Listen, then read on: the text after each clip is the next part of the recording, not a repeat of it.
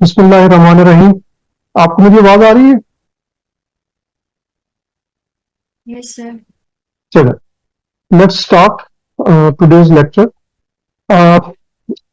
आज बेसिकली हम रिवीजन एक लिहाज से हमारे जो जितने भी टॉपिक्स हमने पढ़े हैं उनकी रिवीजन करेंगे। उसमें सबसे पहले आज जो है ना, हम ये थ्री टॉपिक्स जो हमारे हैं, letter and symbols, logical problems and logical deduction, mainly इनको जो है ना हम आज कवर करेंगे। और इसमें मेनली जो है ना आज हम जो आपके पास्ट पेपर्स हैं उनमें से कुछ क्वेश्चंस जो है ना वो अटेम्प्ट करेंगे। एंड मोर ओवर जो है वो लास्ट टेस्ट की थोड़ी सी हम डिस्कशन जनरेट करेंगे। चलो, coming over to the last test, जो टेस्ट नंबर 8 है, इसमें यू नो के आई होप के ये आप लोगों ने अटेम्प्ट कर लिया है।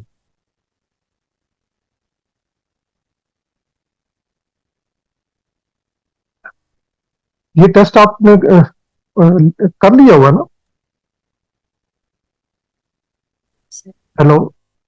नहीं सर। नहीं किया नहीं सर। है? नहीं, 8 अभी कल जो टेस्ट आपका हुआ कि नहीं हुआ? ये सर ये टेस्ट हो गया। टेस्ट हो गया ना? 8, जो टेस्ट नंबर 8 था उसमें क्वेश्चन थे ना ये वाले? Yes sir sir. हाँ, बस मैं ये आपको कह रहा था, आज नहीं हुआ। ये टेस्ट नंबर 8 था, ये क्वेश्चन उसमें थे आपके। लास्ट जो लेक्चर हमने टेस्ट लेक्चर नंबर 8 था उससे रिलेटेड थे, क्रिटिकल थिंकिंग रिलेटेड। चलिए, वन बाय वन हम थोड़ा सा इसको just we will go through, और आई होप कि इसमें ज्यादा प्रॉब्लम नहीं आया होगा, लेकिन फिर भी हम इसको डिस्कस कर लेते हैं।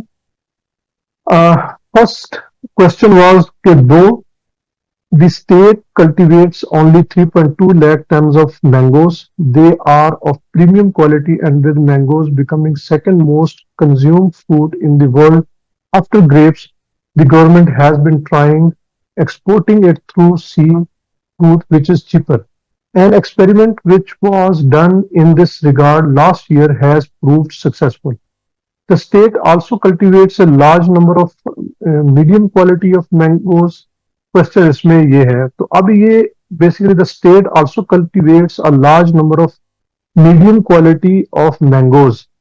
तो ये क्या कहते हैं, इसके लिहाज से इसका आंसर फॉल्स बनता है। किसी को इसमें कोई प्रॉब्लम अंडरस्टैंडिंग में? No sir.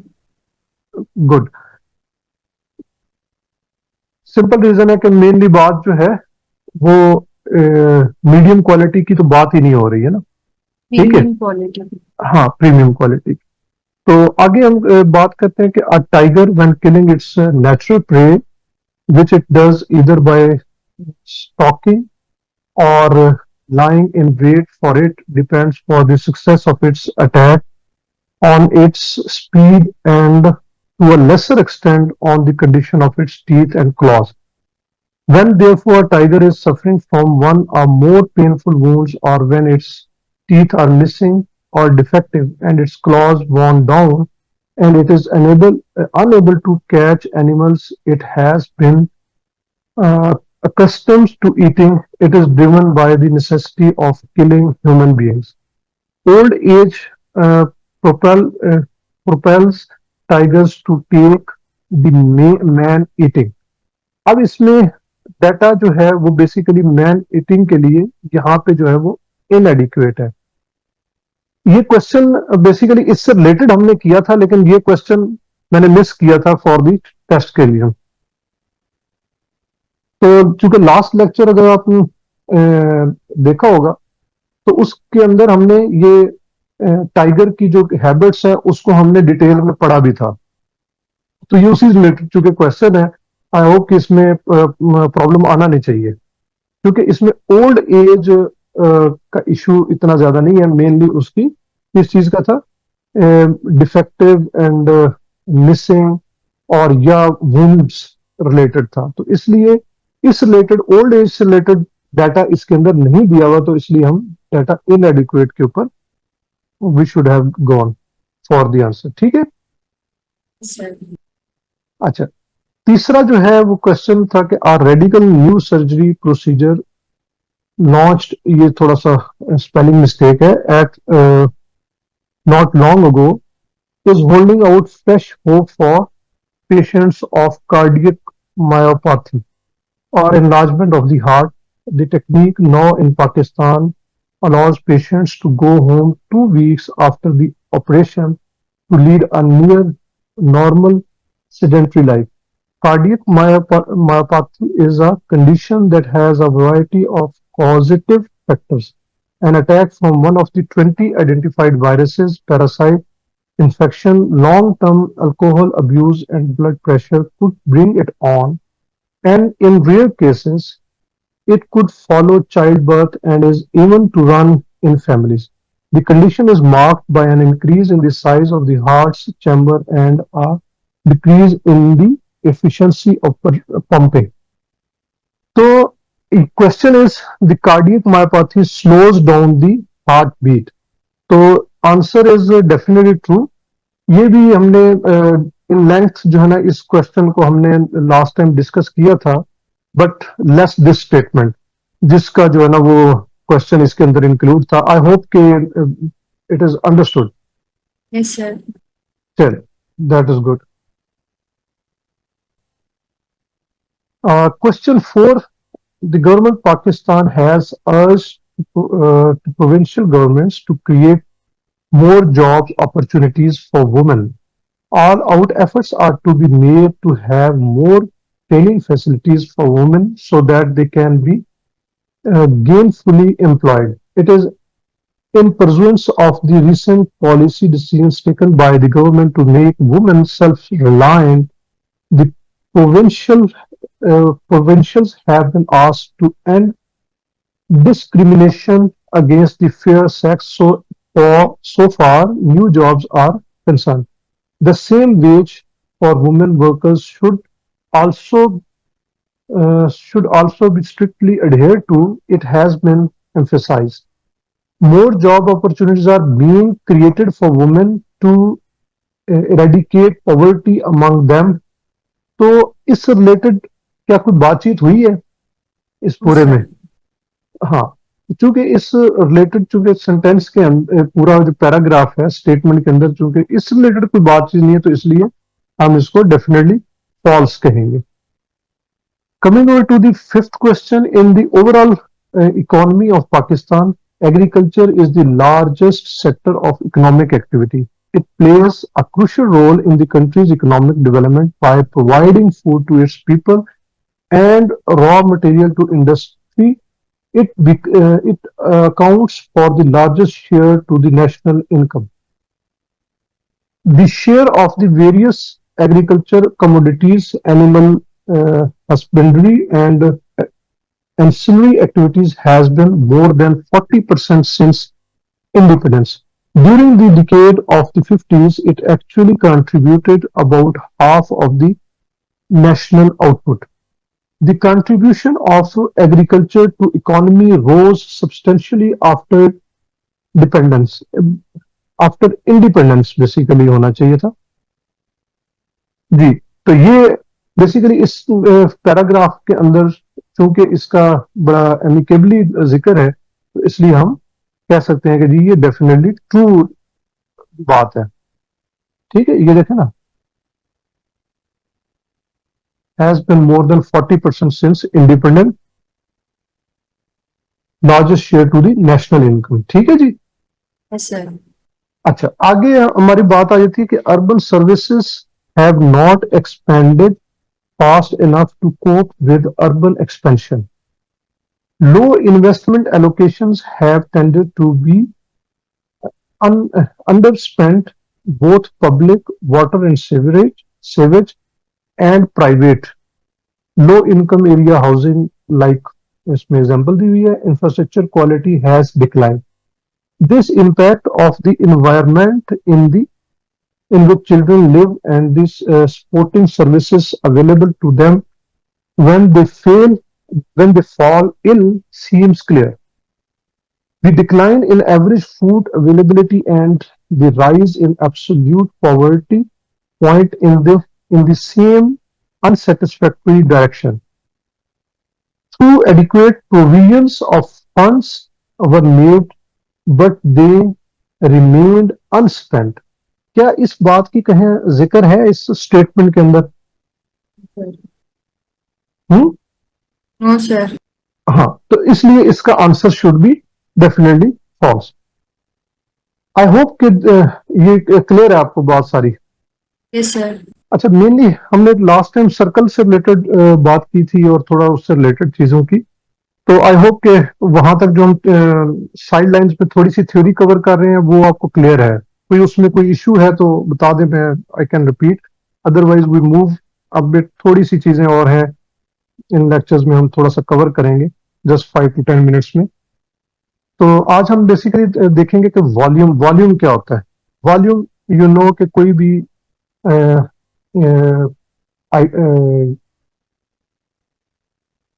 शेप है, उसके अंदर जितनी कंप्लीट स्पेस होती है उसको वॉल्यूम, जितना उसने कवर की होती है स्पेस, उसको वॉल्यूम कहते हैं। अगर क्या कहते हैं, वो शेप्स डिफरेंट टाइप्स की हो सकती हैं, क्यूबिकल हो सकती है, राउंड शेप्स की हो सकती हैं, प्रिज्म शेप्स की हो सकती हैं, एंड नेम एनीथिंग, और इवन इरेगुलर शेप्स भी हो सकती हैं। वो इतनी डिटेल्स में तो हम सारी चीजों में नहीं जाएंगे, लेकिन जो बेसिक शेप्स हैं उसके बारे में हम थोड़ा सा वॉल्यूम के बारे में बात करेंगे। तो उसमें वॉल्यूम, फॉर एग्जाम्पल अगर एक आपका ये एक क्यूब है या एक रूम है, रूम भी ऑलमोस्ट समझ लें क्यूबिकल फॉर्म में हो सकता है।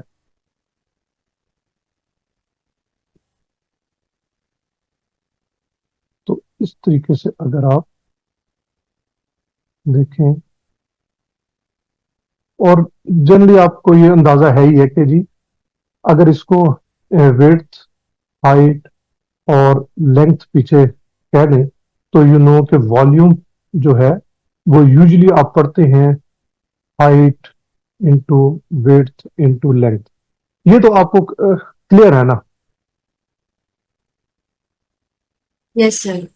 चलिए, तो वॉल्यूम जो है जब भी आपने करना है, यानी कि विड्थ, लेंथ, हाइट, कोई भी अगर अदर देन क्यूब की शक्ल में, अगर क्यूब है, क्यूब के केस में क्या होता है कि ऑल साइड्स आर इक्वल। जब ऑल साइड्स इक्वल है तो इसको अगर हम एक एक्स की बात कर दें तो ये एक्स क्यूब बन जाएगा। वी वॉल्यूम ऑफ क्यूब अगर हम यहाँ पे बात करें, ठीक है। इसी तरीके से आपका शेप्स जो है वो डिफरेंट शेप्स में आपको चीज यानी कि इनकाउंटर हो सकती हैं। लाइक अगर शेप इस फॉर्म में है, फॉर एग्जांपल अगर इस तरीके से है, तो इसमें फिर ये जो मैंने आपको ऊपर वाला बताया है फॉर्मूला, वो उसको अप्लाई करेंगे। ठीक है जी। ये तो हो गया इस तरह की चीजों का। अगर फॉर एग्जांपल आपको सिलेंडर की शक्ल, चलिए नेक्स्ट स्लाइड पे आ जाते हैं, बल्कि सिलेंडर की शेप है। सिलेंडर क्या होता है, यानी कि यूं और ऐसे अगर शेप है तो ये सिलेंडर आ गया। अब इसमें देखें ये सर्कुलर है, सर्कुलर शेप है, और इसमें मुख्तलिफ चीजों की जो है ना वो आपको रिक्वायरमेंट बन सकते हैं। अच्छा, एक चीज और उसमें पीछे मैं बता दूं, ये तो मैंने वॉल्यूम का बता दिया। वॉल्यूम के साथ साथ जो है ना, अगर आपको surface area, for example surface area भी बताया जाए कि जी इसका सरफेस एरिया कितना है, तो अब ये देखें एक क्यूब है, उसकी कितनी साइड्स हैं? 4 + 2 6 साइड्स हैं। 6. 6 साइड्स हैं। तो सिंपली क्या है कि एक साइड का आप एरिया लें। एरिया निकालना तो बड़ा आसान काम है। यू नो कि कोई भी एक सरफेस है, वो एक, जस्ट हमने पहले पढ़ा हुआ है, रेक्टेंगल्स, और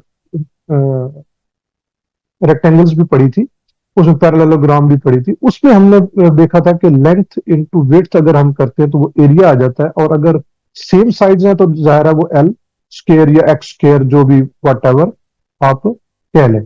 तो इट मीन्स कि अगर तो वो सबकी साइड्स बराबर हैं तो सिंपली 6 × एक्स स्क्वायर हो जाएगा या एल स्क्वायर हो जाएगा, तो एरिया। अगर वो डिफरेंट, फॉर एग्जांपल ये रेक्टेंगल शेप की क्या कहते हैं, वो 3D शेप है, तो उसके अंदर फिर आप क्या कर सकते हैं कि दो साइड्स आपकी ऑलमोस्ट सेम होती हैं, तो फिर आपकी 2 + 2 + 2 इंटू, फॉर एग्जाम्पल ये एक को डब्ल्यू कह दें, एक को लेंथ कह दें, और एक को हम कह लें हाइट कह लें। तो इस तरीके से जो है वो आपका सरफेस एरिया सारी साइड्स का ओवरऑल निकल आएगा, अगर अदर देन क्यूबिकल शेप से हट के शेप है। I hope that this thing is clear. Yes, sir. Okay, अब हम सिलेंडर को रिज्यूम कर लेते हैं। सिलेंडर देखो, सिलेंडर में बेसिकली क्या है कि ये स्क्वायर है और इधर इसका ये हम कहें ये रेडियस जो है वो आर है। तो यू नो कि अगर एक सिर्फ इसका सर्कल का हमने एरिया अगर निकालना हो तो वो क्या होता है? Pi r square. Pi are square. और इसी तरीके से अगर इस सिलेंडर की ये हम हाइट एच कह दें तो बेसिकली क्या बन जाता है कि एरिया को अगर मल्टीप्लाई कर दें हाइट के साथ, ये जस्ट उसी तरीके से है जिस तरह अभी आप यहां पे पीछे जाएं तो ये देखें, ये एक्स स्क्वायर क्या चीज है अगर, या ये चीज, ये देखो ये सिर्फ एक एरिया है और उसको बाकी पूरी लेंथ के साथ मल्टीप्लाई किया तो वो वॉल्यूम निकल आया। या इवन एक्स स्क्वायर है और इनटू एक्स, तो बेसिकली क्या है कि जी एक सरफेस एरिया है और उसको मल्टीप्लाई बाय उसकी कंप्लीट लेंथ के साथ किया तो you get the volume. Similarly यहां पे भी देखो, ये आपका एरिया है और उसको मल्टीप्लाई बाय हाइट किया तो ये पूरा वॉल्यूम निकल आएगा ऑफ दिस सिलेंडर। अब इसके अलावा ये बात तो क्लियर है ना जी? Yes, sir. अच्छा, इसके अलावा अगर आप देखें कि इसका सरफेस एरिया अगर आपने निकालना हो तो वो कैसे निकलेगा? ठीक है, सरफेस एरिया में क्या है, एक तो ये कि जी अ, इसका जो पेरीमीटर होता है किसी भी सर्कल का, तो पेरीमीटर क्या होती है? 2 पाई आर होता है। सर वो तो अ, सर्कल का होता है ना? हाँ हाँ, मैं सिर्फ सर्कल की ही बात कर रहा हूँ ना, यस सर, सर्कल का ये तो pi r सर्कल ही है ना square. इसके अंदर। तो ये इसका पेरीमीटर आ गया। पेरीमीटर जो है आपको पूरे एरिया का पेरीमीटर मिल गया।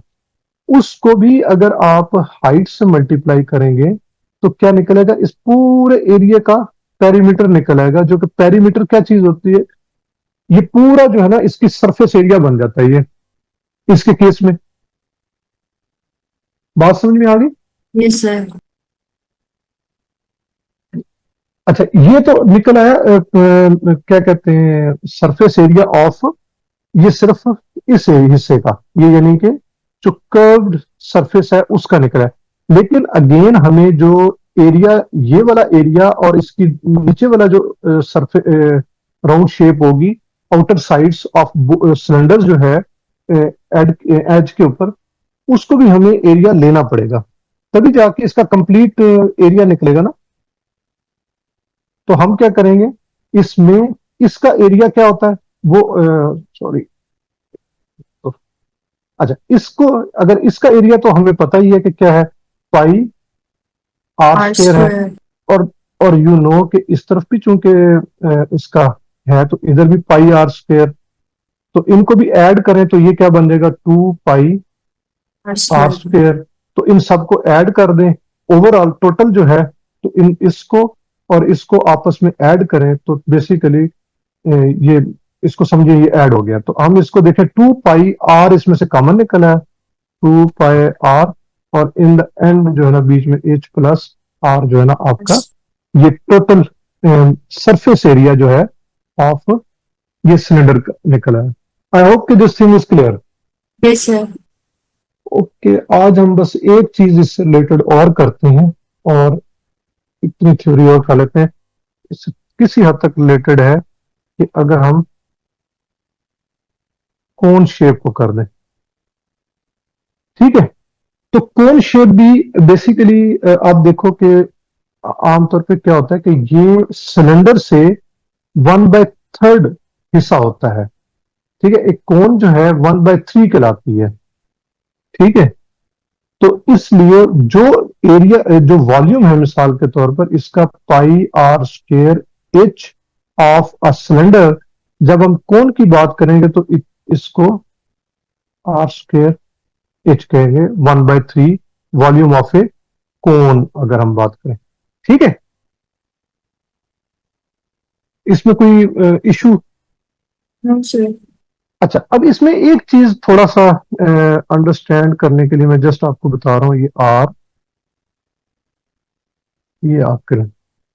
अब आप देखें कि ये तो एच हो गया ना, हाइट हो गई। ठीक है, लेकिन जब हम सरफेस एरिया मालूम कर रहे होंगे तो बेसिकली ये वाली साइड हमें चाहिए।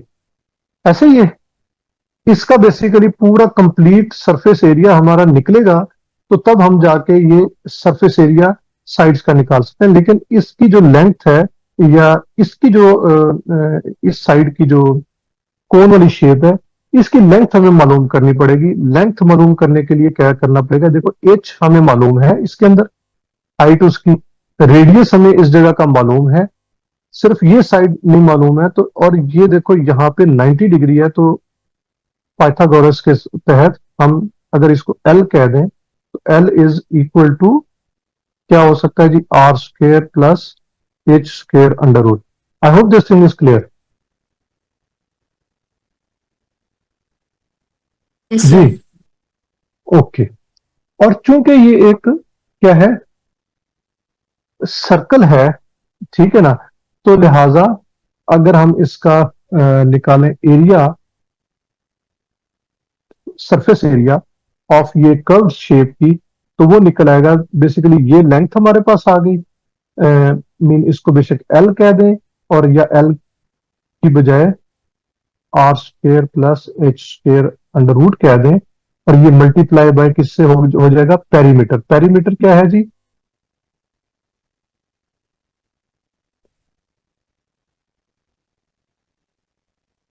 पाई आर, ठीक है, 2 पाई आर होता है ना। अब आपने ये देखें इधर सरफेस एरिया कितना है, 2 पाई आर, और इस जगह के ऊपर क्या है,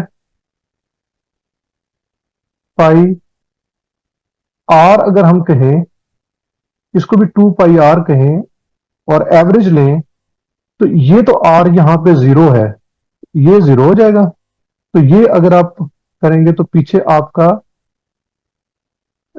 पेरीमीटर एवरेज जो है वो हाफ हो जाएगा। तो इसलिए ये पाई आर यहां पे लिखेंगे तो ये आपका ओवरऑल जो है इसमें कवर हो जाता है। तो लिहाजा ये इसका कहना है कि सरफेस एरिया ऑफ कब शेप का बन गया। और इसमें फिर टोटल निकालने के लिए टोटल सरफेस एरिया क्या होगा, बाकी ये आपको पता है कि इस साइड का क्योंकि पाई आर स्क्वेयर है प्लस एल पाई आर, तो इस तरीके से, और पाई आर बेशक इसमें से कॉमन ले लें तो आपका आर प्लस एल बन जाए। Got it. ये कोन का जो है आपका एरिया निकालने का मेथड मैंने आपको समझा दिया। आई होप कि ये बात क्लियर है। कोई इसमें डाउट है तो मैं I can repeat, otherwise we can move to our today's lecture. जी, यस सर, क्लियर है। एनी इशू कोई? Thank you. जी बेटा, नहीं आई सर, होप के क्लियर है। हाँ बस ठीक है, मुझे थोड़ा सा रिस्पॉन्स दे देगा। ऐसे लगता है कि जैसे कोई भी नहीं है मौजूद। चले, लेट्स मूव टू ये आज हम जो रिपीट करेंगे। अच्छा, इसमें I don't know, one of the student ने जो है ना वो मुझे मेंशन किया था कि सर के ये एक हमने पढ़ा था कॉज एंड इफेक्ट, उससे रिलेटेड जो है वो थोड़ा सा डिस्कस कर लीजिएगा। ऑल्दो वो आज के लेक्चर में हम डिटेल में नहीं डिस्कस करेंगे, जस्ट फॉर योर अंडरस्टैंडिंग पहले मैं जस्ट वो थोड़ी सी बात करके फिर हम आज के लेक्चर पे आते हैं। कॉज एंड इफेक्ट, ये थोड़ा सा कंफ्यूज समटाइम्स हो जाता है कि फॉर एग्जांपल अगर किसी जगह पे दोनों ही कॉज दिए हुए हैं या दोनों ही इफेक्ट दिए हुए हैं तो उसमें डिफरेंशिएट कैसे करें। और दूसरा एक चीज होती है कि दोनों के अंदर से समटाइम्स ऐसे कॉज, और हम ये कॉज और इफेक्ट लिखें, या इसको मैं थोड़ा सा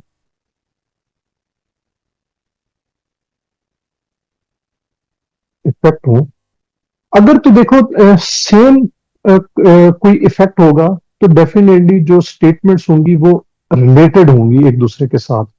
वो किसी एक ही चीज की बात कर रही होंगी। एक ही चीज तब होती है कि जब वो एक ही एरिया से रिलेटेड, एक ही टॉपिक से रिलेटेड बात होगी, तो वो तो हो जाएगी कुछ सेम सिमिलरिटी उनके बीच में होगी। अगर बातचीत दोनों के अंदर डिफरेंट है तो स्ट्रेट अवे आप तो एक तो ये डिसाइड कर लें कि ये दोनों बातें जो है वो डिफरेंट है। इधर डिफरेंट इफेक्ट्स हो सकते हैं या इवन डिफरेंट कॉज कॉज हो सकते हैं। और सेकेंडली जब आपका ये आइडेंटिफाई हो जाए कि जी ये किसी कॉमन कॉज से रिलेटेड है या कॉमन इफेक्ट से रिलेटेड है, उसके बाद आपने देखना है कि ये दोनों जो कॉज हैं इनमें से अगर, और क्वेश्चंस के आपके जो आंसर्स है ना उसमें आपने देखा था 5 आपकी ऑप्शंस जो होती हैं उसके अंदर मेनली बड़ा क्लियर होता है कि इधर वन इज कॉज और दूसरी इफेक्ट है। तो वो कॉज एंड इफेक्ट अगर एक दूसरे के हैं तो वो दोनों ही रिलेटेड होते हैं, पहली बात तो ये होती है। और सेकेंडली अगर वो दोनों कॉज हैं या दोनों इफेक्ट हैं तो only then they can talk of different issues. अगर कॉमन इश्यू है तो फिर इसका मतलब है कि एक कॉज हो सकता है एक इफेक्ट हो सकता है। ठीक है, वो चाहे वो इधर जो भी ऊपर वाली स्टेटमेंट बेशक वन हो या टू हो दोनों केस में। लेकिन बाकी जो आपके क्वेश्चंस के ऑप्शंस दी हुई हैं उसमें बेसिकली आपके दोनों इफेक्ट्स या दोनों कॉज से रिलेटेड है। उसके अंदर से जब आपने आइडेंटिफाई कर लिया कि ये एक कॉमन इश्यू से रिलेटेड है या अनकॉमन से, फिर आपने देखना है कि अगर अनकॉमन है तो ये जो गिवन स्टेटमेंट्स हैं इनमें चीज जो बात हो रही है वो एक के अंदर कॉज से रिलेटेड हो रही है या क्या हो रही है, और दूसरी स्टेटमेंट को भी देखें कि वो कॉज से रिलेटेड है या इफेक्ट। समटाइम्स एक स्टेटमेंट थोड़ी सी कंफ्यूज हो सकती है लेकिन एक स्टेटमेंट यूजुअली जो है ना वो बड़ी क्लियर होती है कि ये कॉज है या इफेक्ट है। जब आप एक को आइडेंटिफाई कर लेना कि ये तो 100% कॉज है या इफेक्ट है तो दूसरी को फिर थोड़ा सा डीपली थोड़ा सा सोचें कि ये उसको फिर कोरिलेट करें कि क्या ये कॉज, अगर दूसरी कॉज है तो क्या ये कॉज भी बन सकता है कि नहीं बन सकता। जब आप ये आइडेंटिफाई कर लें तो आप बड़ा एक आपको हिंट मिल जाता है एक लिहाज से दूसरी स्टेटमेंट से कि जी आपकी ये पहली वाली स्टेटमेंट किस तरफ ज्यादा ओरिएंटेड है। तो इन चीजों को अगर आप थोड़ा सा फोकस करेंगे तो इंशाल्लाह ये बेहतर तरीके से आप आइडेंटिफाई कर लेंगे कि जी ये कॉज है या अफेक्ट है। बाकी हम नेक्स्ट लेक्चर में इंशाल्लाह चूंकि वो एग्जांपल्स भी उसकी करेंगे दोबारा से, तो ये चीज मैं दोबारा भी रिपीट कर दूंगा। आई होप के ये बात मैंने जो कुछ समझाई है किसी हद तक अंडरस्टैंडेबल है। Yes, sir. चले, coming over to the today's lecture.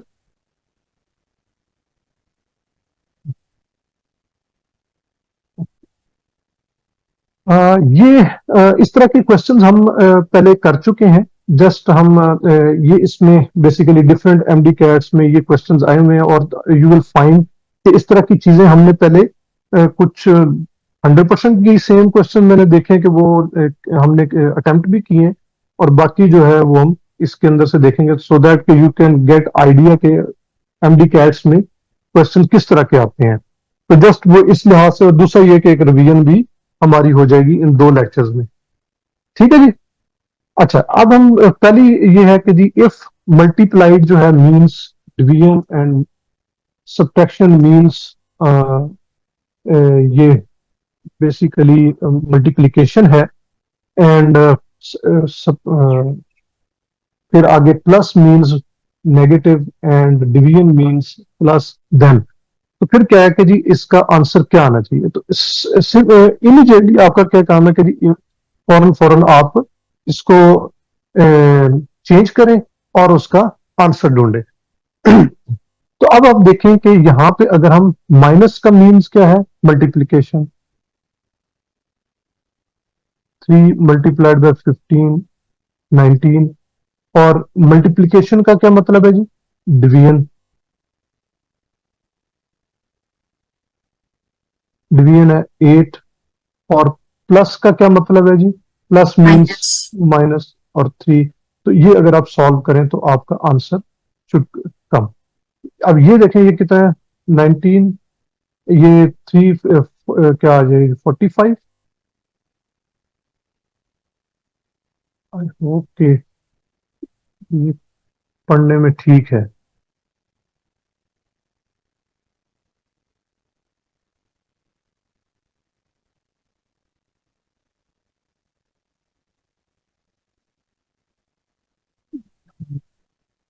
I hope कि ये थोड़ा सा जो है ना, अच्छा डिवीजन 8 -3। ओके जी, आई थिंक थोड़ा सा जो है ना, मुझे लगता है कि ये गड़बड़ है शायद इसमें। ओके, प्लस यहाँ पे आ गया माइनस, डिवीजन प्लस,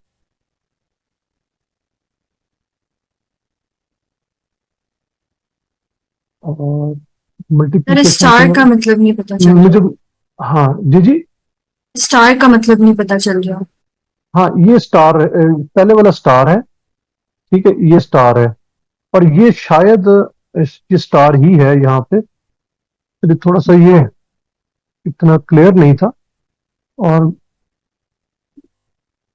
और यहाँ पे जो है ना, ये स्टार भी थोड़ा सा डाउटफुल है।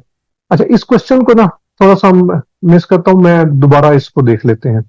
अच्छा, ओके नेक्स्ट सर। क्वेश्चन में, हाँ इसको मैं दोबारा आपको देख लेते हैं हम, कि इसमें बेसिकली मुझे लग रहा है कि कुछ देर इज अंडरस्टैंडिंग यहाँ पे क्लियर क्रिएट नहीं हो रही।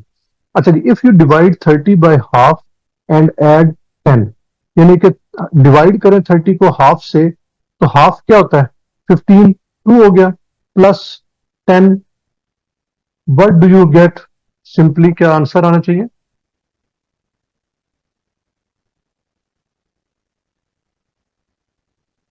12। 12। ओके, ठीक है। या if you divide 30 by half, sir अच्छा, हाफ 30 अब का भी तो हाफ, हाफ हो सकता हाँ एग्जैक्टली, हाफ क्या है? हाफ बेसिकली 0.5 है, ये हाफ से मुराद ये है। देन ऐड 10, तो यहां पे जो बाय हाफ है ना, हाफ ऑफ नहीं दिया हुआ, ये देख लेना है। हाफ ऑफ 30 किया कहा होता तो फिर हमें डिवाइड किससे करना चाहिए था? 15 से, ठीक है। मैंने पहले उस तरीके से किया कि जो आपकी सिंपल स्टेटमेंट है उससे फौरन फौरन बंदे का जहन ये होता है कि if you divide 30 by half and then add 10, what do you get? ठीक है, तो बेसिकली क्या है कि ये 30 डिवाइड 30 बाय हाफ, हाफ का मतलब होता है 1/2 या 0.5, तो it means it becomes 60 plus 10, 70, जो कि इसमें से कोई none of गिवन नहीं these। है, तो लिहाजा बेसिकली ये आंसर है आपका, नन। Got it? सर हाँ, ये स्टेटमेंट को थोड़ा सा जब भी आपने पढ़ना, ये छोटा सा यानी कि एक पॉइंट होता है जिसको आप अगर इग्नोर कर दें तो वो आपने फिर वो गलत हो सकता है, ठीक है।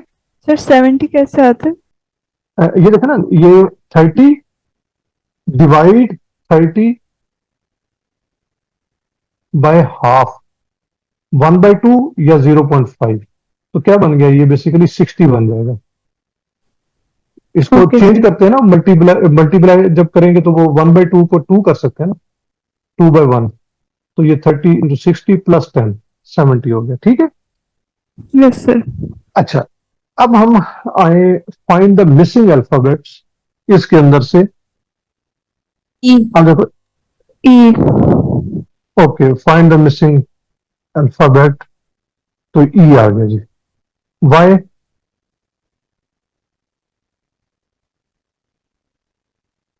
सर मतलब पहले 5 मिस करके फिर लिखना है, फिर 6 मिस करने हैं, फिर 7 मिस करने हैं, ऐसे ई आता है। चले, ग्रेट हो गया, शाबाश, दिस इज ओके। आगे नेक्स्ट आ गया जी, कंप्लीट द सीरीज। इसको 32। आप 32, गुड, ये आपका आ गया जी, ग्रेट। आई होप कि सबको समझ आ रही है। किसी को अगर किसी ने आंसर बता दिया और दूसरे किसी स्टूडेंट को नहीं समझ आ रही, तो ही और ही कैन आस्क कि जी ये आप दोबारा बता दें, ठीक है। अदरवाइज हम चलेंगे, क्योंकि क्वेश्चंस थोड़े से ज्यादा हैं आज, तो मैं चाह रहा हूं कि जरा तेजी से हम इनको कंप्लीट कर लें। Complete the series. Alpha. Okay, हाँ जी, समझ आ गई है इसमें सबको, कि एक एक्सप्लेन सर। कर दें? ओके, ठीक है। अब हम आगे आते हैं नेक्स्ट में. Look at the series 14, 28, 20, 40, 32, 64. What number should come next?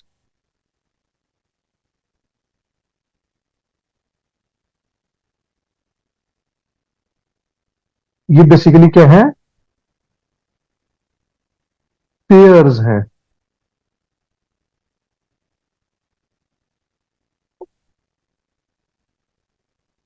अब पेयर्स कैसे आ रहे हैं?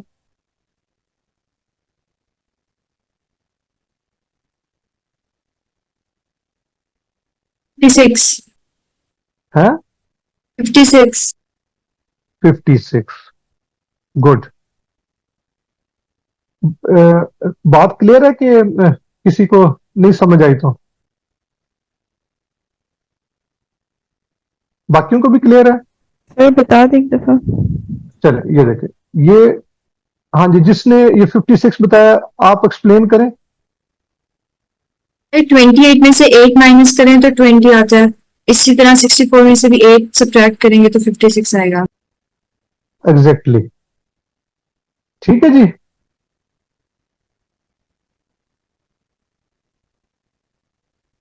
बात समझ में आ गई है? 28 में से 8 माइनस किया 20 आया. फिर ये 40 में से 8 माइनस किया.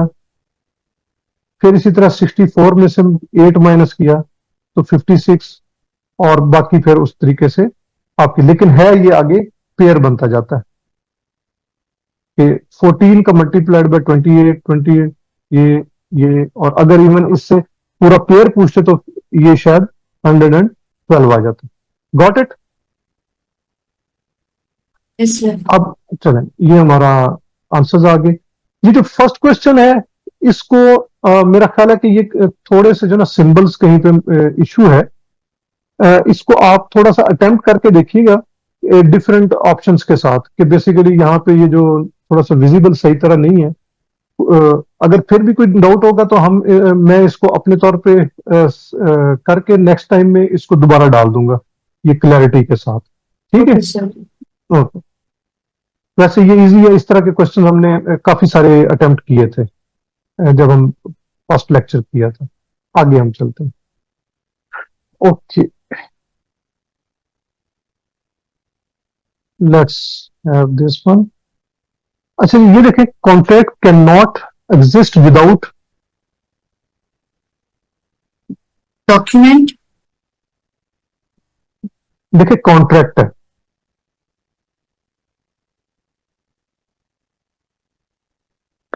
कॉन्ट्रैक्ट कब होता है?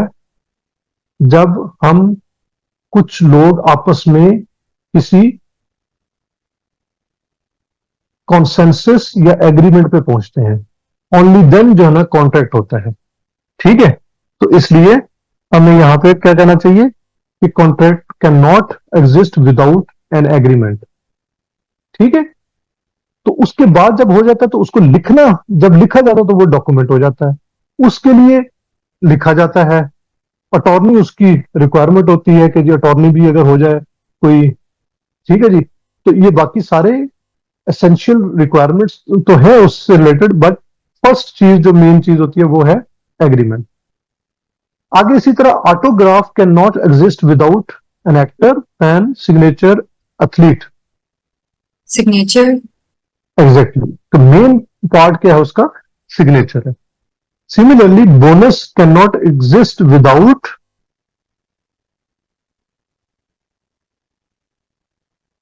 Reward. जी ठीक है. गुड. आगे चलते हैं. Swimming pool can not exist without. Water. हाँ ये तो हमने मेरे ख्याल में किया भी था, शायद मुझे याद पड़ता है. शायद school can not exist without. Student. Students. हाँ ये भी हमने मेरा ख्याल है किया था. Book can not exist without. Pages. Pages. चलें जी. Good. Which word does not belong with the others. अब इनमें से देखें जी. Index, chapter, glossary, book. Good. क्योंकि बाकी तो वो डिफरेंट चीजें हैं और बुक इज बिल्कुल ऑल टुगेदर डिफरेंट इस पूरे चारों में. Pick the odd one. health, health. बाकी सारे वो हैं, ठीक हो गया जी। अब हम नेक्स्ट आते हैं। ठीक है, बात समझ में आ रही है? इसमें कोई डाउट या कोई इस किस्म का प्रॉब्लम नो अभी सर। तक? अच्छा, ओके। फिर है जी, pick the odd pair of words. water, fire, water fire. देख लो, water, fire, coal, engine, oil, lamp, petrol, car.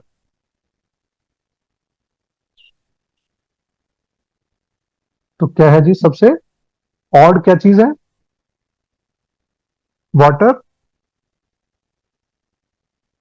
Fire. क्योंकि बाकी देखे ना, वो क्या चीजें हैं, उससे रिलेटेड है। ठीक है, ओनली थिंग जो कि नहीं रिलेटेड आपस में, इससे जो कॉनोटेशन इसके अंदर आती है तीन चीजों में नहीं है, तो वो वाटर, फायर हमने करेक्टली आइडेंटिफाइड। अब आगे चलें। ये only one meaningful word can be form by rearranging the letters of the given jumbled words. Find the that word. ये है बेसिकली इसके। delta, sir okay, delta. चलें, गुड, शाबाश। आई होप कि बाकियों को भी क्लियर है, मैं डिटेल सर। में नहीं जा रहा। चले, गुड। अभी हमने पहले जो चीजें की है, ये सारी चीजें हमने बड़ी डिटेल में डिस्कशन की हुई है किस तरह के क्वेश्चन से रिलेटेड। अभी तक कोई ऐसा क्वेश्चन नहीं है जो कि हमने इससे रिलेटेड चीजें डिस्कस ना की हो। ठीक है, if Sindh is coded as THOCI, then Punjab is coded as क्या चीज? Charlie, हम्म, ठीक है, गुड। अब बाकी किसी को प्रॉब्लम?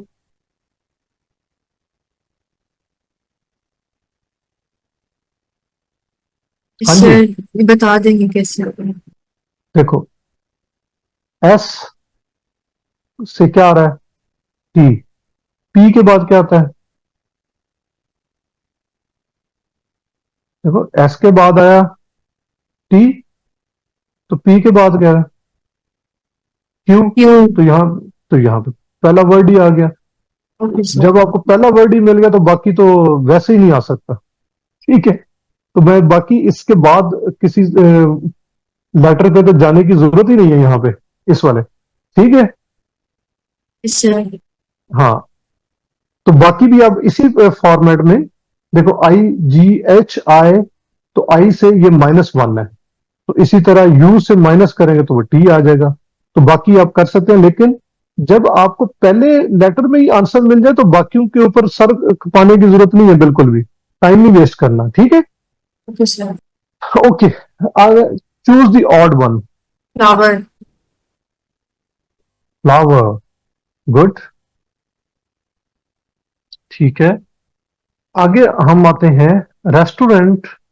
ये एक दिया हुआ है, शेफ, रेस्टोरेंट।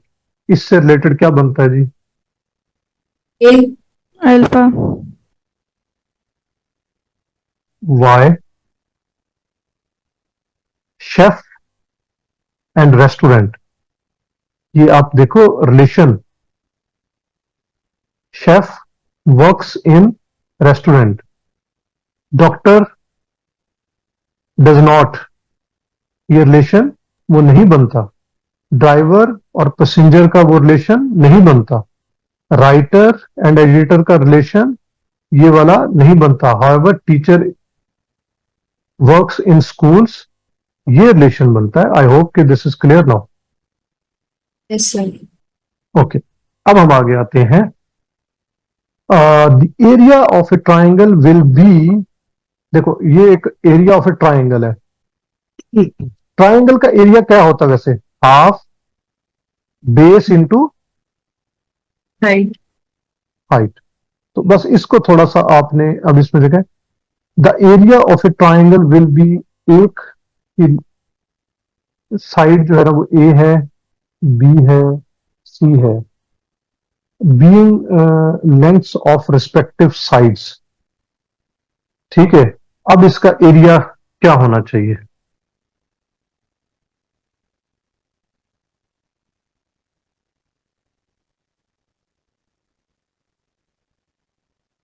अब एक ए है, ये ज्यादा लंबी है, ये ऐसे है। ठीक है जी, बोथ ए एंड बी हो सकता है, 2 स्क्वायर मीटर, 3 स्क्वायर मीटर या 0 स्क्वायर मीटर। बेस आपके पास मौजूद है, हाइट आपके पास बेसिकली नहीं है। ठीक है,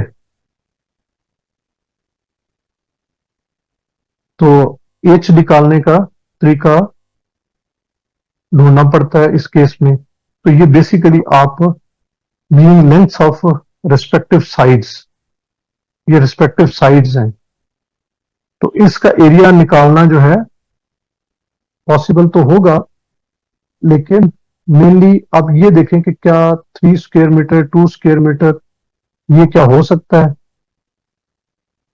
यूं तकरीबन मेरे ख्याल में इसकी बनेगी।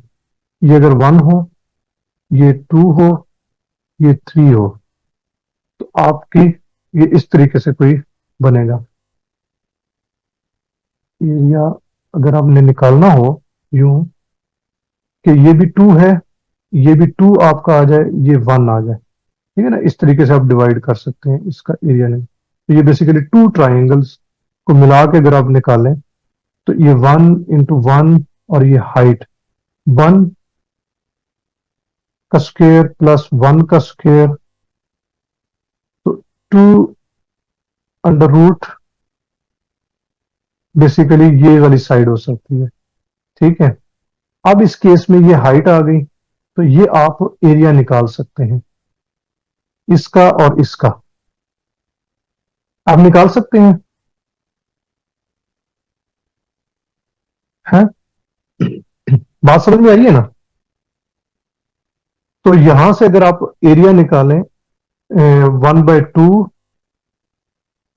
बेस क्या है जी इसकी 1 × 1 इंटू हाइट 2 अंडर रूट, तो बेसिकली क्या है, ये बन जाएगा 1/2 अंडर रूट प्लस, अब आप देखो कि ये वाला 2 आ गया और ये नीचे height 1/2 into 2 under root into 2, तो ये जो है ये बन जाएगा 2 खत्म हो जाएगा, ये नीचे 2 अंडर रूट आ जाएगा। ठीक है, बाकी तो 2 ये 1/2 अंडर रूट हम कॉमन निकालें, 1/2 अंडर रूट कॉमन निकालें, 1 + 2, 1 + 2 जो है वो 3 हो जाएगा, 3/2 अंडर रूट इसका आंसर आ जाएगा। ऐसे है, ये आपको बात क्लियर हुई है मेरी सारी चीज? अब ये 3/2 अंडर रूट कहीं पे भी नहीं है, तो लिहाजा इसको आप, ये आंसर शुड बी ए। ए जो है ना, इसको आप कह लेंगे क्योंकि ये 2 नहीं है, ये बाकी किसी जगह क्लियर नहीं, तो 0 स्क्वायर मीटर पे आप इसको लॉक कर दें। ठीक है, ओके सर। सर ये राइट एंगल को भी तो हम ले सकते हैं ना, ये तीनों साइड्स, जी जी, अगर हम ये तीनों साइड राइट एंगल के लिए ले लें, राइट एंगल ट्रायंगल के लिए। देखो राइट एंगल ट्रायंगल का मतलब ये होता है, हाँ वैसे भी कर सकते हैं, यूं भी कर सकते हैं। ये देखें, अगर कोई इस तरीके से है, फॉर एग्जाम्पल आप इसको पहले ही 1, ये 2, क्या ये 3 होगा? देखो मैं आपको यूं बताऊं, क्या ये 3 होगा तब राइट एंगल बन सकती है। अगर आप जनरली सिर्फ फॉर्म देखें कि क्या 1 का स्क्वायर प्लस 2 का स्क्वायर अंडर रूट लें, तो ये वाली साइड होनी चाहिए हाइपोटेनस, इसको एच कह दें फॉर एग्जाम्पल। तो ये 1 + 4 = 5 अंडर रूट जो है वो आपका ये एच हो सकता है राइट ट्रायंगल के केस में, नॉट 3। तो इसलिए ये वाली triangle can not be a right angle. बात समझ में आई? Yes sir. कि मैं दोबारा बता दूं ये पॉइंट कि सर आगे। आपको, ओके ग्रेट। ग्रेट। सर वैसे इसके लिए एक फॉर्मूला भी है।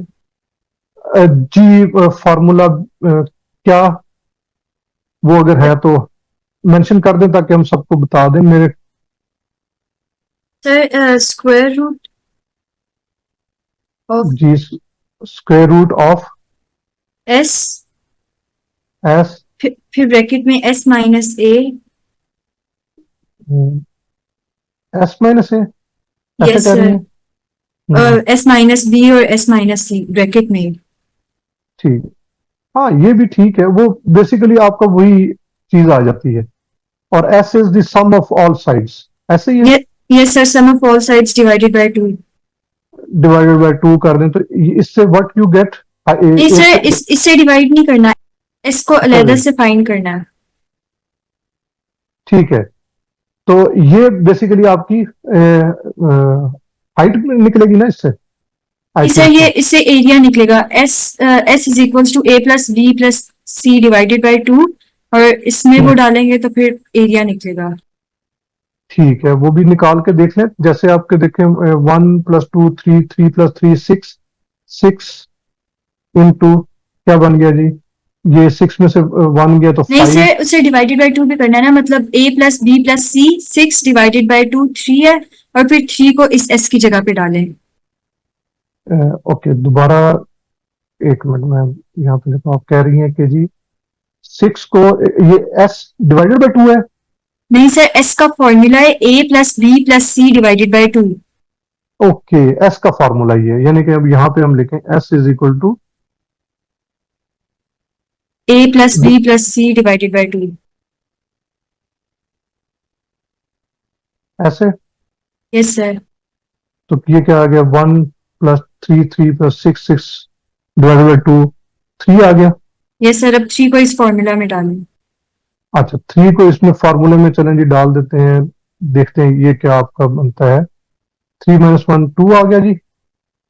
2 करेंगे तो अच्छा, इसमें फिर चूंकि ये एस 3 - सी आ रहा है, तो ये बेसिकली क्या बन रहा है, ये जीरो यहाँ जीरो। पे आ रहा है। यस सर, तो तो पूरा इस वजह जीरो हो से ये जाएगा। जीरो हो जाएगा। इस तरीके से अगर आप करते हैं तो जीरो आ जाएगा।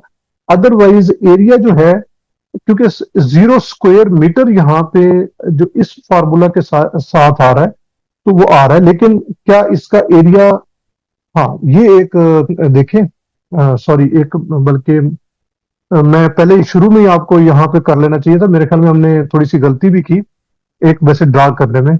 मैं गुड, ये आपने मुझे अच्छा किया, आपने किया है। वैसे आप देखें, मैं अभी मेरे से में है जस्ट अ मिस्टेक। इसको अभी हम थोड़ा सा मैं रिमूव करता हूँ थोड़ा सा। ये बाकी जो मैंने चीजें आपको बताई है ये एप्लीकेबल है, लेकिन जो अभी मैं आपको बात बताने जा रहा हूँ, ये आपका वैसे ही शायद इतना हमें कैलकुलेशंस करने की जरूरत ही ना पड़ती। ये शुरू में ही आ जानी चाहिए थी मेरे जहन में बात। ये जस्ट ये इस फॉर्मूले को हम रहने देते हैं। ये जो आपने बेटा क्या नाम है आपका जिसने ये एक्सप्लेन किया है? अच्छा हमना। अब आप देख जी, हमना। हमना। हमना बेटा ये देखें, ये बेसिकली क्या है, एक की लेंथ है 3 सेंटीमीटर, ठीक है। दूसरी साइड की क्या लेंथ है, ये देखो अगर हम इसको करें 1 2 और 3, तो एक दूसरी साइड की लेंथ है 1, ठीक है ना, और बाकी पीछे बच गया 2 साइड्स 2, ठीक है। बेसिकली ये ऐसी ट्रायंगल है क्योंकि ट्रायंगल बन ही नहीं सकती हमेशा।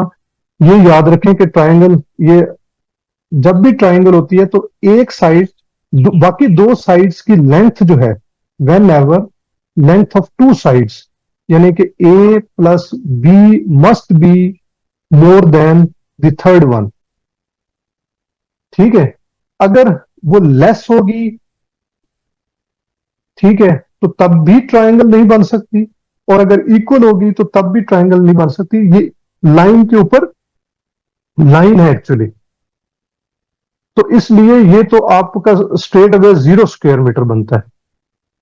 ये हमने थोड़ा सा उस वक्त भी कैलकुलेशन में कहीं गलती की है, अदरवाइज उससे भी निकल आता।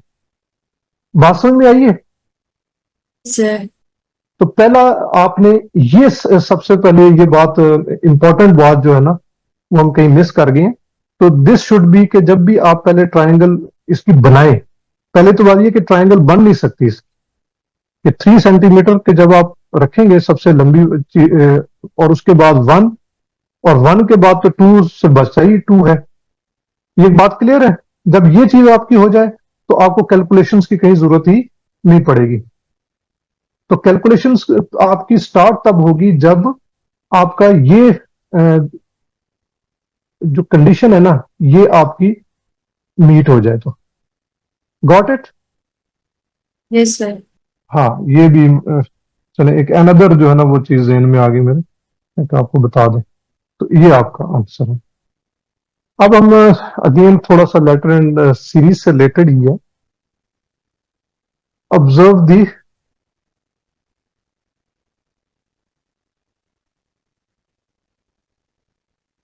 ओके, अब हम आते हैं कि observe the pattern and select the next term in the sequence.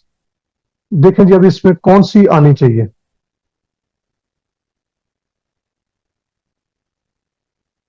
B B. Good, ठीक है। अभी हम डिटेल में नहीं जाते। नेक्स्ट चेक, देखें जी, which would be the next in series?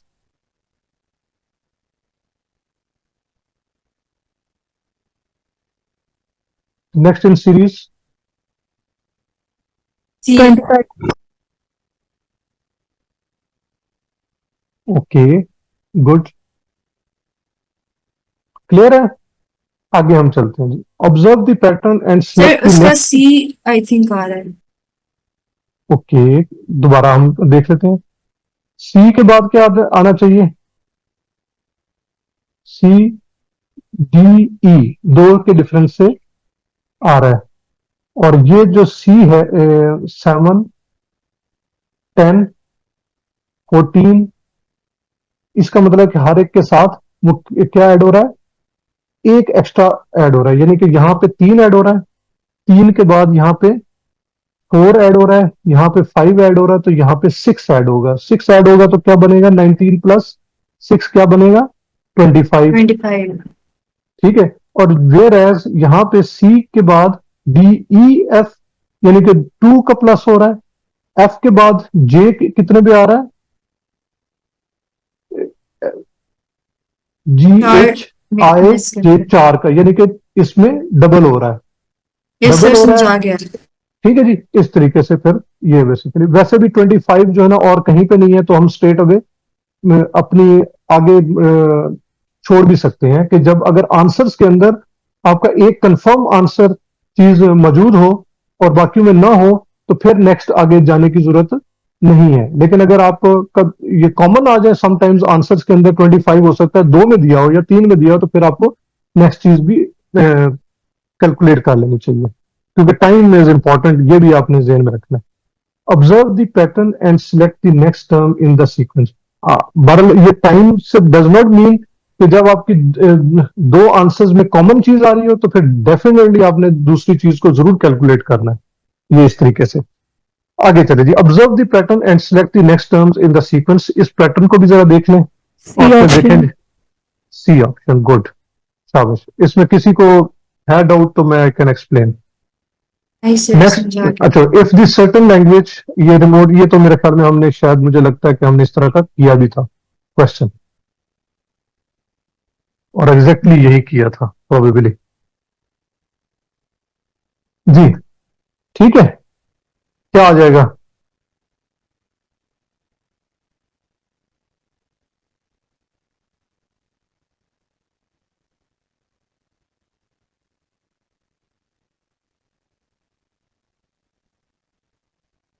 Picnic. हाँ, ये वाला, गुड, शाबाश। Find the term which does not fit into the sequence. इस सीक्वेंस में फिट नहीं होती, बाकी सारी होंगी, एक नहीं होगी। क्वेश्चन को जरूर आपने अंडरस्टैंड करना है। Does not fit into the sequence.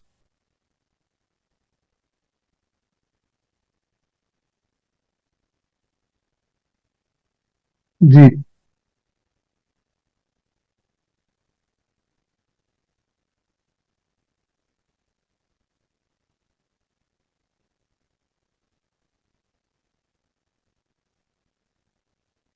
देखिए 5FU इसके अंदर मौजूद है, 17OR ये है, 9IT ये है, और 15LS ये है। अब आप देखें कि इनका सीक्वेंस कहीं बाकी बन रहा है और कौन सी ऐसी चीज है जो कि सीक्वेंस के अंदर नहीं आ रही है।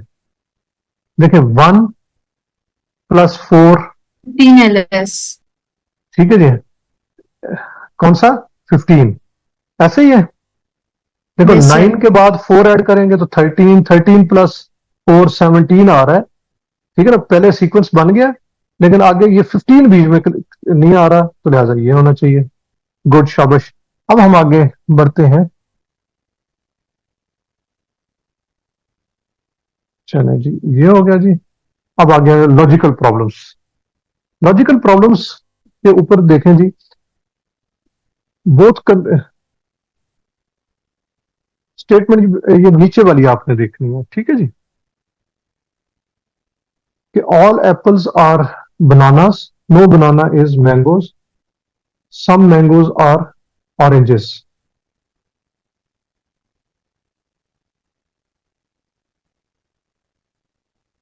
जी, कौन सा होना चाहिए? Conclusion, all oranges can never be bananas, some mangoes are apples, Both of them do not follow. Only Say D option. Both of them do not follow. कैसे? देखिए ऑल एप्पल्स और बनानास, ये हमने काफी डिटेल में discussions की हुई हैं। ऑल एप्पल्स और bananas, no banana is mango, some mangoes are oranges, ठीक है जी, मैंगोज आर ऑरेंजेस। डी।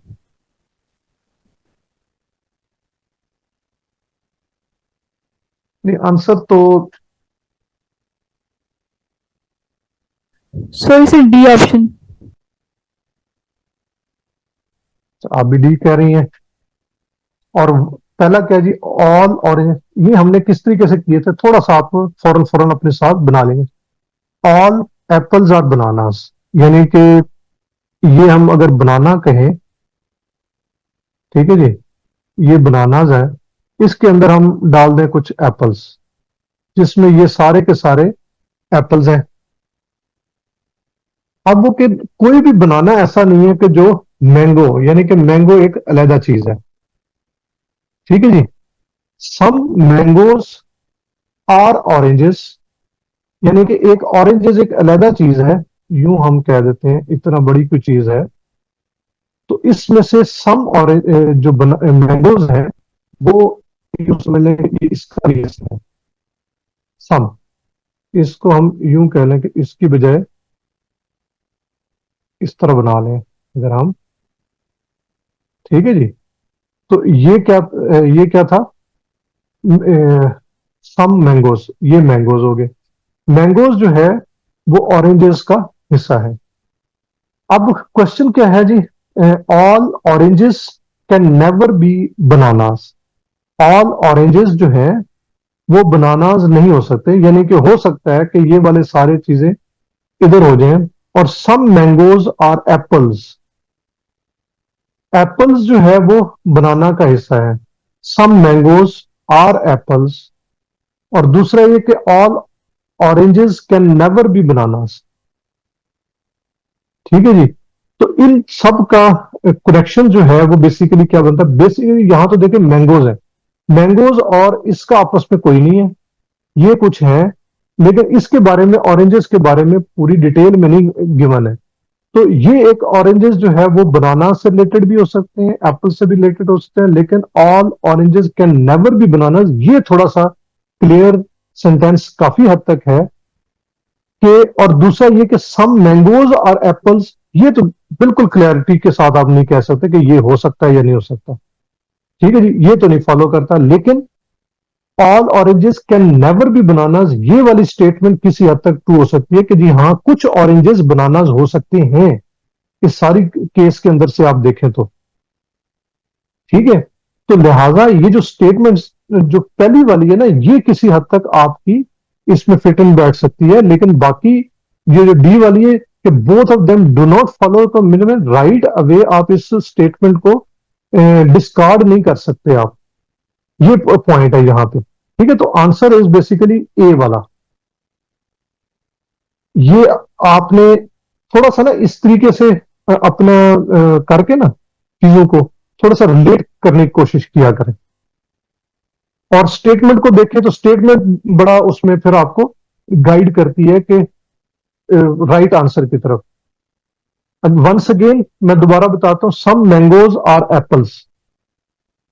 ठीक है जी, मैंगोज जो है आर एप्पल्स, देखें ये तो बड़ा क्लियरली ये कि तो है ही नहीं ना, ये तो हमने पहले उसमें नो बनाना इज मैंगो, जब नो बनाना इज मैंगो तो ऑल एप्पल्स आर, चूंकि बनाना तो ये तो क्लियर हो गया।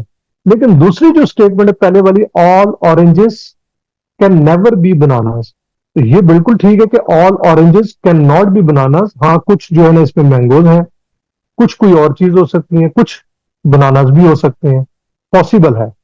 तो लिहाजा ये वाली स्टेटमेंट इसमें किसी हद तक हुआ, ये वाली तो है ही नहीं यहां, इसलिए हम। ठीक है जी,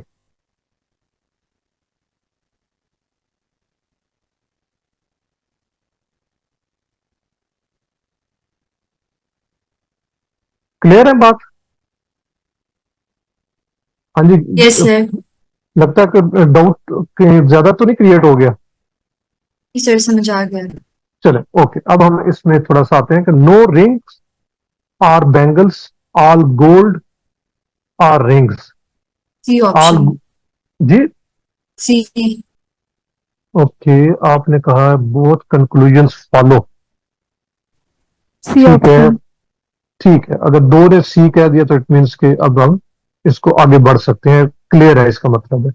आगे हम देखें, ऑल क्लॉक्स और वॉचेस, सम क्लॉक्स और अलार्म्स।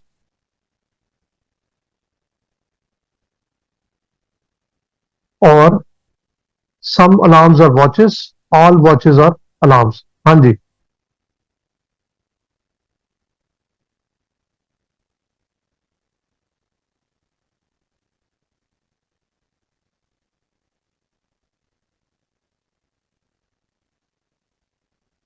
Only one follows. हाँ, तो ओनली वन फॉलोस, शाबाश। मैंने इसीलिए थोड़ा सा निशान लगाया था कि आपको हिंट मिल सके। चले जी, आगे हम चलते हैं। स्टेटमेंट देखें जी, all hammers are tools, some tools are useless things, some tools are useless things, all useless things are trash, which of the following conclusion is necessarily true given only the information above? ठीक है जी, some hammers are trash, some hammers, all hammers are tools हैं, are useless things, all useless things are trash, तो some hammers are trash। ठीक है,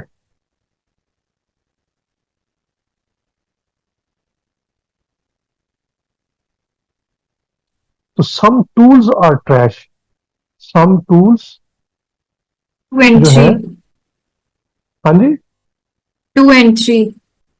2 and 3, okay. Anyone else, थोड़ा सा इसको और गौर करें। सर ठीक टू है, ओनली। To only basically. ठीक है, तो दिस शुड बी फाइन, क्योंकि सम टूल्स आर ट्रैश, ये वाला। बाकी अगर आप उसको उसी तरीके के साथ थोड़ा सा डिटेल में देखेंगे तो आपको क्लियर हो जाएगा। Should I explain? नहीं सर आ गया समझ। ओके, देन ग्रेट, शाबाश। All children are silly people, some silly people are rich people, all rich people are big shots. ठीक है, which of the following conclusions are necessarily true? Conclusions, some silly people are children, some rich people are children, some silly people are big shots.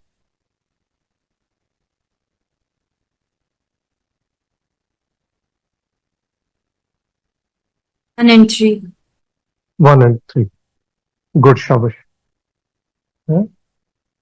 Okay, clear है? किसी को need explanation?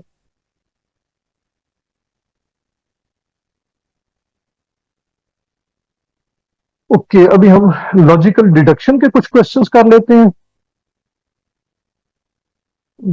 Near by मेरा ख्याल है. अच्छा जी, इसमें statement जो है ना लॉजिकल डिडक्शन में ये गिवन है कि जी A is greater than B, B is greater than and equal to C, and C is less than smaller than B. Conclusions है A is greater than C, A is greater than C. दूसरा है जी A is equal to C. तो इनमें से only one is true. हाँ जी, only two Sir, is only true. one. Only one is true. One, हाँ, बड़ा क्लियर है कि इसमें वन इज ट्रू. अच्छा, आगे जो है ये फैक्ट वन दिया हुआ कि अ बॉय. सर सी क्यों नहीं हो सकता? ओके, सी क्या है जी? इधर वन और टू ट्रू. देखो, ए तो बड़ा क्लियरली है कि जी वो ग्रेटर देन बी है, और बी जो है वो greater than and equal to C है. तो 100% श्योर है कि जी क्योंकि बी जो है वो स्मॉलर है, तो लिहाजा A can not be equal to B basically, क्योंकि बी तो इक्वल टू सी है. तो can not be equal to B, तो लिहाजा can not be equal to C as well. ठीक है जी, तो लिहाजा ये सेकंड तो हो ही नहीं सकता ना. Got it? Okay sir. Okay, अब हम आते हैं फैक्ट वन में. A boy have a 4 cars. ठीक है जी, 2 of the cars are red.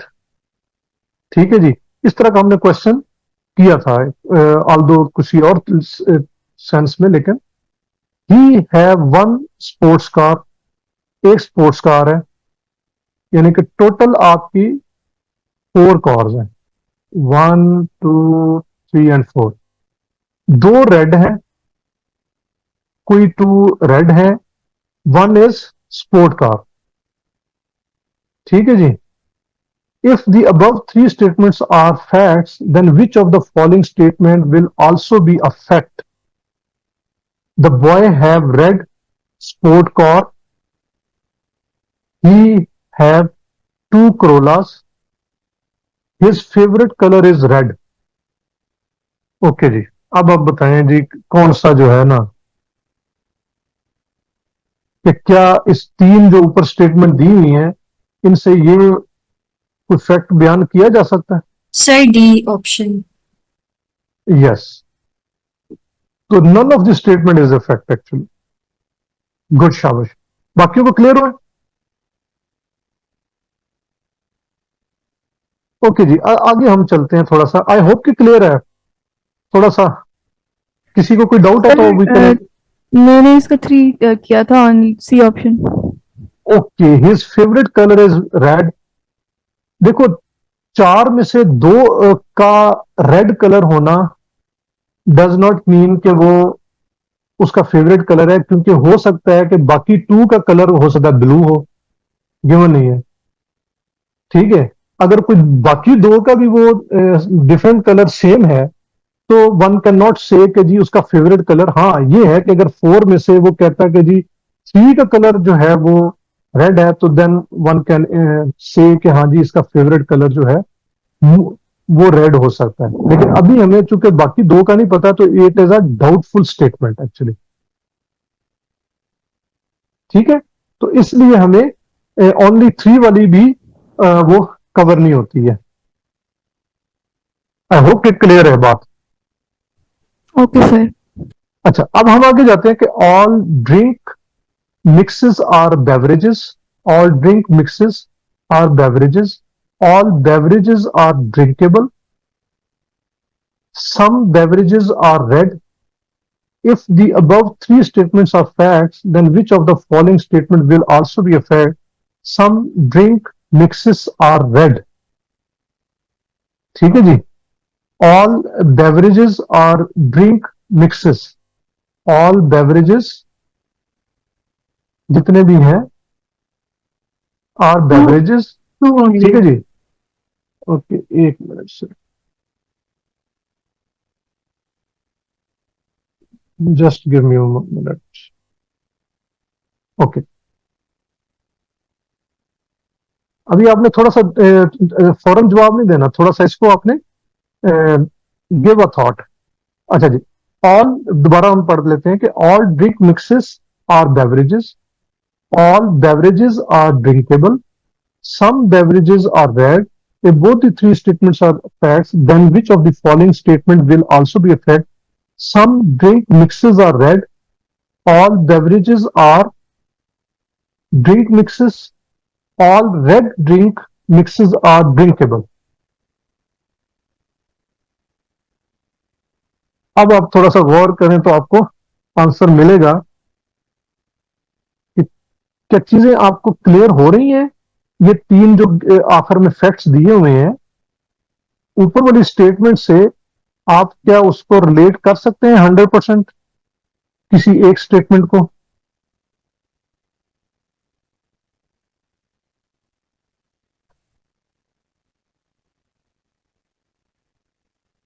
चलो मैं आपको ये बता देता हूं कि इसका आंसर जो Three है only. डी है. Answer, answer is D. अब आप थोड़ा सा गौर करें तो क्यों आंसर डी है? None of them is a fact. थोड़ा सा आप हर एक को देखें. Some drinks mixes are red. ठीक है जी. Some drink mixes are red. पहली तो बात है कि all drink mixes are beverages. All beverages are drinkable. Some beverages are red. जब सम बेवरेजेस आर रेड तो इट मीन्स कि ये पहले वाला तो नहीं हो सकता, क्योंकि वो ड्रिंक तो बेवरेजेस है ना. और जब वो सम बेवरेजेस आर रेड तो इट मीन्स कि वो सम मिक्स चीज कलर हो सकता है. All beverages are drink mixes. ठीक है जी. All drink mixes are beverages का मतलब ये होता है कि some beverages are drink mixes, Yes, not sir. All the beverages. इसका मतलब ये होता है स्टेटमेंट का फैक्ट को अगर आप काउंटर दूसरे तरीके से करेंगे तो इट मीन्स के सेकंड भी कहना है आपकी. तीसरी की बात आ जाए कि all red drink mixes are drinkable. ये तब होती है कि सम बेवरेजेस आर रेड. ठीक है जी. जब सम बेवरेजेस आर रेड तो ऑल बेवरेजेस आर नॉट, क्या कहते हैं, रेड. और जो रेड है, सारी रेड जो ड्रिंकेबल नहीं हो सकती, क्योंकि कोई रेड कोई और चीज भी तो हो सकती है ना. ठीक है. तो लिहाजा ये तीसरी स्टेटमेंट भी आपकी उसमें फैक्ट नहीं बन सकता इसमें एक्चुअली. सर सेकंड वाला तो जी जी. All beverages are drink mixes. देखो, जब आपकी कोई स्टेटमेंट गिवन होती है ना कि all drink mixes are beverages, का मतलब ये होता है कि बेवरेजेस एक बड़ा बॉक्स है और उसके अंदर सम जो है ना ये ड्रिंक्स है. ठीक है. तो अब इसमें बात कहना कि ऑल बेवरेजेस जो है, बेवरेज तो बहुत बड़ा कंटेनर था, उसके ऊपर ड्रिंकेबल तो थोड़ी सी चीजें हैं. तो लिहाजा ये all beverages are drink mixes can not be. Sir उन्होंने तो ठीक है. ऑल लिखा हुआ है ना कि all drink mixes are beverages. यही तो मैं कह रहा हूं कि जब आपका इस स्टेटमेंट का मतलब क्या होता है कि all drink mixes are beverages, लेकिन ऑल बेवरेजेस जो है ना, बेवरेज तो देखने एक बड़ी चीज है, क्योंकि बेवरेज उसके अंदर ऑल ड्रिंक मिक्सेस के अलावा भी कोई चीजें हो सकती हैं. ओके तो सर. ठीक है ना, वो इसलिए. और ऑल रेड ड्रिंक से बाकी आपको क्लियर है. आई होप कि we can move forward. I Sir, hope कि समझा दिस गया. शुड बी दी एक दो बस क्वेश्चन है. नेक्स्ट जी, अब आप देखें the high school math department needs to appoint a new, क्या कहते जी, chairperson which will be based on seniority. Miss West has less seniority than Mr. Temple, but more than Miss Brody. Mr. Rhodes has more seniority than Miss West, but less than Mr. Temple, Mr. Temple does not want the job. Who will be the new math department chairperson? Rhodes, Mr. Rhodes. चले, good, शाबाश. इसको किसी को problem, तो इसको थोड़ा सा जो है ना, वो जिस तरह हमने फॉर्मूला मैंने बताया था कि किस तरीके से आप थोड़ा सा अगर कहीं किसी जगह पे क्लैरिटी फौरन ना आ रही हो तो उसको लिख के फौरन फौरन उसको क्लैरिटी ले आए. ठीक है जी. आगे हम चलते हैं. The hotel is 2 blocks east of the drug store. Drug store के hotel is 2 blocks east of the. ये ड्रग स्टोर अगर हम बनाए तो इसके आपको पता है कि जी ये ईस्ट होता है, ये वेस्ट, नीचे साउथ, ऊपर नॉर्थ. अब इस तरीके से जब आपने ड्रा करके फौरन फौरन देख लेना कि the hotel is 2 blocks east of the drug store. Drug store के ये होटल आ गया जी, सॉरी ईस्ट है, ईस्ट ऑफ दी, तो यहां पे होटल आ गया. ठीक है जी. The market is 1 block west of the hotel. ये जो है ये 2 हो गया जी. अब इसके वेस्ट की तरफ है क्या जी, market is 1 block west of the hotel. यहां पे मार्केट आ गई. ठीक है जी.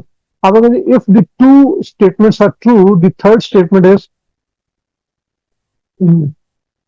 True. क्या जी, थर्ड स्टेटमेंट हमने पढ़ी नहीं, sorry. The drug store is west of the market. ठीक है जी. तो ड्रग स्टोर जो है ना वेस्ट है, तो ये भी ट्रू है. गुड, शाबाश. असल में रीडिंग में पढ़ मिस कर गया हूं, लेकिन इट इज ओके. ठीक है जी. Point clear. Yes, sir.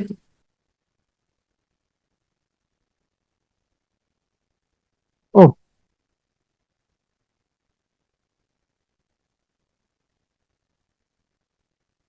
Okay. अब हम नेक्स्ट पे आते हैं कि fact 1 is all hats have brains, brims. All hats have brims. There are black hats and blue hats. Baseball caps are hats. If the above 3 statements are facts, then which of the following statement will also be a fact? All caps have brims. हाँ जी, all caps have brims. Yes, sir. Some है. True है. कौन सा true है?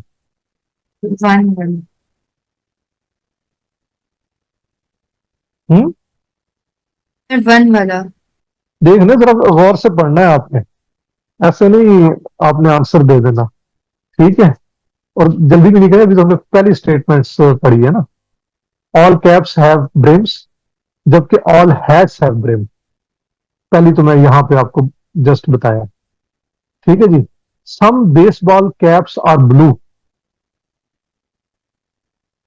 तो जबकि baseball caps are hats. ठीक है जी. Baseball caps are hats if the above 3, sorry. ठीक है जी. हाँ, यहां तक है स्टेटमेंट बेसिकली, आगे जो है ना वो मजीद आगे चली जाती है. Baseball caps are hats. ठीक है जी. और हैट्स जो है, there are black hats and blue hats. ठीक है. तो लिहाजा some baseball caps are blue. ठीक हो गया जी. आगे baseball caps have no brims. Baseball caps have no brims. No जी. ठीक है जी. Baseball caps are hats. ठीक है. अब ये थोड़ा सा मिक्स चीजें हैं, थोड़ा सा आपने देखना है. अब आप देखें कि ओनली 1, 2, 3 और 4. बेसिकली अगर आप थोड़ा सा डिटेल में जाएंगे तो यू विल फाइंड कि ये डी वाली बेसिकली स्टेटमेंट आएगी. तो अब आप कैसे, अब इसको थोड़ा सा अंडरस्टैंडिंग करें. अगर आपको आ जाती है, नहीं तो मैं एक्सप्लेन कर देता हूं. सर मुझे लगता है 1 और 2 दोनों बनते हैं. 1 और फर्स्ट और सेकंड दोनों. अच्छा, फर्स्ट स्टेटमेंट क्या है? All caps have brims. जबकि जो स्टेटमेंट है, फैक्ट क्या है? All hats have brims. तो लिहाजा कैप्स की तो ब्रिम्स हो ही नहीं सकती. लेकिन सर बेसबॉल कैप्स तो हैट्स है ना. नहीं नहीं, आगे इसको छोड़े ना. ये तो आपका पॉइंट खत्म हो गया ना कि all hats have brims. There are black hats and blue hats. ठीक है जी। बेसबॉल कैप्स आर हैट्स, ये बेसबॉल कैप्स की बात हो रही है। ठीक है, तो लेकिन क्या अगर ये तीनों फैक्ट्स हैं तो हम इन्हें इंटर रिलेट भी तो कर सकते हैं ना। इंटरलेट तब कर सकते हैं ना अगर कहीं पे उनका किसी जगह पे रिलेशन दिया हो। कि हाँ, ये कह सकते हैं कि जी सम ऑफ द यानी कि जो हैट्स हैं आर द बेसबॉल कैप्स।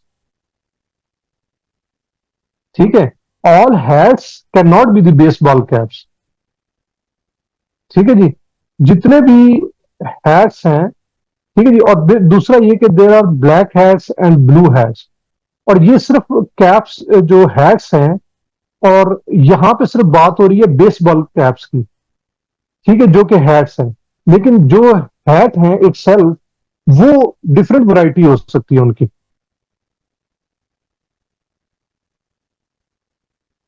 बात समझ में आई?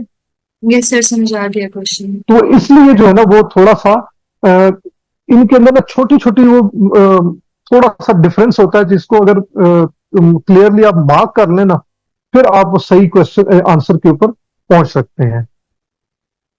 अच्छा, नेक्स्ट आप देखें कि अ 4 person crew from classic colours. अच्छा, वो किसी को अभी भी ना समझ आई हो तो आप दोबारा भी पूछ सकते हैं सेकंड क्वेश्चन के।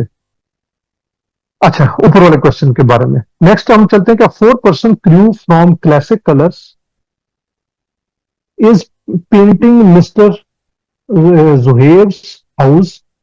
Ahmed is painting the front of the house.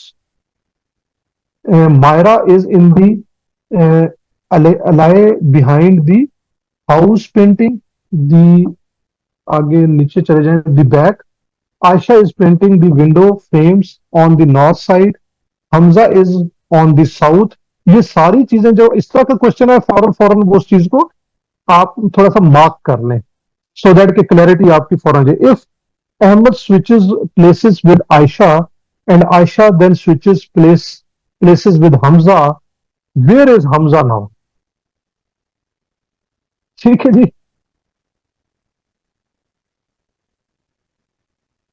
तो Hamza, Ayesha then switches place with Hamza.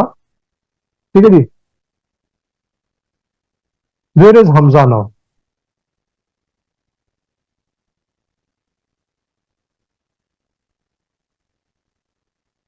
Hamza कहां पे था? In the front of the house. है, तो इसका आंसर सी है। सी है, गुड, शाबाश। In front of the house. बाकी को समझ आ गई कि हम थोड़ा सा कर दो एक्सप्लेन? हाँ सर आ गया। चले, इसको जो ना आप थोड़ा सा बाद में प्रैक्टिस भी कीजिएगा।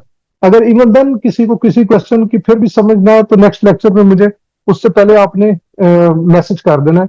मैं उस क्वेश्चन को दोबारा जो है ना वो लेक्चर के अंदर ना इंक्लूड कर दूंगा और फिर हम उसको डिस्कस कर लेंगे। ठीक है, इस किस्म का कोई भी क्वेश्चन आता है, क्योंकि आगे आगे लाइकली हमारा लास्ट लेक्चर होगा, तो उसमें आपके जितने भी कोई डाउट्स हो तो वो must you must clear it. अगर फिर भी अगर आपके कोई डाउट्स कोई होंगे तो we can have an additional lecture there after on your requirement as per the requirements जो है। ठीक है, आगे हम, ये आपका आ गया, और लाइकली ये मेरे ख्याल में last should be last one. मैं बस ये, हाँ जी, इसको जी we read out last slide के रीड द फॉलोइंग चॉइस। ये कि जी Drake was wearing a blue shirt with black jeans and brown shoes। ठीक है, ये जिस तरह हमने कलर्स का लास्ट एक्सप्लेन किया था, उस तरीके से आपने फौरन फौरन बनाते जाना है और उसको फिर करना है। दूसरी क्या है जी, John was wearing a red shirt. ठीक है जी, red shirt with black jeans and black shoes. Ahmed was wearing a blue shirt with blue jeans and brown shoes. Nahas claims he was someone wearing black jeans. He saw he saw someone wearing black jeans, a blue or red shirt, and shoes that were not black. Who did he see? जी, ये अगर आप थोड़ा सा इसको वो अपने पास लिखेंगी तो वो फौरन जो है ना वो क्लियर हो जाएगा। Drake, okay, Drake, good. हाँ, Drake was wearing a blue shirt and black jeans. ठीक है जी, black jeans and blue shirt. और ठीक है ब्राउन जी। शूज। हाँ जी, ब्राउन शूज। तो ये बेसिकली आपका ड्रेक आ गया आंसर। गुड। आगे हम चलते हैं। एक्सप्लेन करने की जरूरत है बाकी किसी को, अगर ना समझ आई हो? नहीं सर, आ गया। हाँ, ये सॉरी, ये आंसर ये है, मैंने सी ड्रेक जो है। ठीक है। अच्छा, read the following and choose the correct answer. ये आपका है जी कि जी X Y Z are three whole numbers less than 24 but greater than 11, यानी कि 24 से लेस है और 11 से ग्रेटर है। ये एक्स एक नंबर है। ठीक है, X Y Z, Y and Z इस तरह है। सॉरी, ये उल्टा बना दिया। हाँ, ग्रेटर देन 11 और लेस देन 24। अब आप क्या करिए, X is the smallest prime number, Y is the largest divisible by 3। ठीक है जी, Z is the smallest number divisible by 11। ठीक है जी, तो क्या हो सकता है?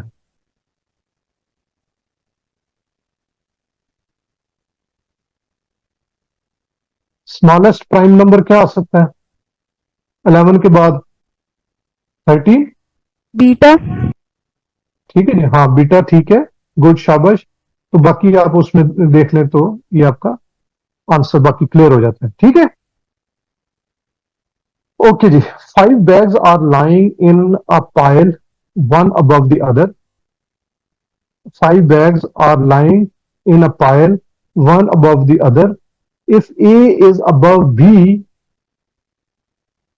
ठीक है जी, A यूं समझ लें कि B के ऊपर है।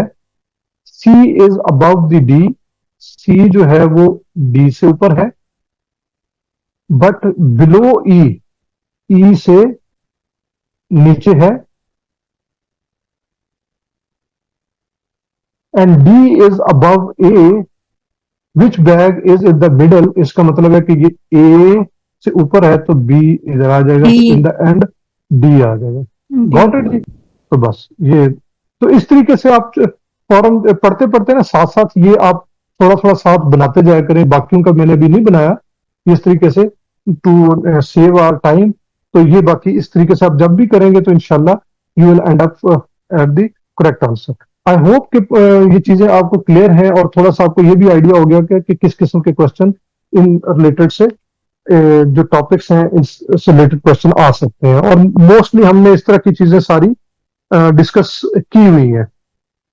Any point, any issue, any clarity if required?